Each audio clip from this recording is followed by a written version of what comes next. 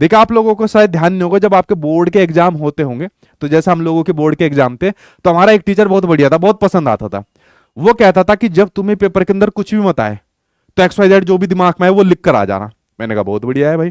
मैं 2-3 गाने लिख कर आ गया था पेपर के अंदर, समझ में नहीं आया। और पता है कमाल की बात, मुझे उनके ऊपर नंबर मिले हुए थे। जो कॉपी चेक करने वाला था वो भाई साहब ने पता नहीं, क्योंकि हर कॉपी का एक नंबर पैसे मिलते हैं यहाँ पर, पता नहीं उसने कैसे चेक करा और गानों को ठीक कर रखा था और उस पर नंबर मिल रखे थे। तो गाने कैसे हो गए जो मैं वहां पर लिख कर आया हूं, वो आपकी खुद की लैंग्वेज में लिख कर आ गया, ठीक है।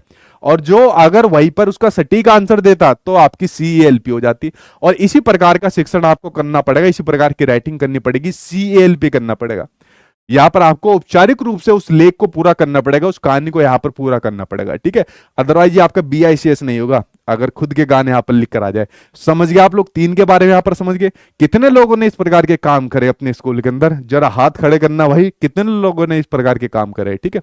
चलिए बात करते हैं अगले के ऊपर। देखिए मेरे कुछ सब्जेक्ट जो है ना बड़े वीक थे, और मुझे टेंशन नहीं होती थी उसके ऊपर, मेरा ध्यान नहीं रहता था बस इसके अंदर मैं पास हो जाऊं। लेकिन कुछ जो मेरे सब्जेक्ट थे बहुत स्ट्रॉन्ग यहाँ पर होते थे। जैसे मुझे बिजनेस स्टडीज, क्योंकि मेरे पास कॉमर्स थी, और मुझे बिजनेस स्टडीज मतलब बहुत वाकई में बहुत पसंद था। मैंने इतने से नोट्स बनाए थे बिजनेस स्टडीज के, और उन सिर्फ मतलब इतने से नोट्स, और उससे सारे बच्चों ने वही पढ़े और सबसे बढ़िया नंबर उसके अंदर लेकर आए। तो जो सेक्शन मेरे वीक होते थे, मुझे अकाउंट पसंद नहीं थी, cash account, debit to capital account, मेरे दिमाग में नहीं कभी घुसा, तो मैंने कभी लोड ही नहीं लिया उसके ऊपर।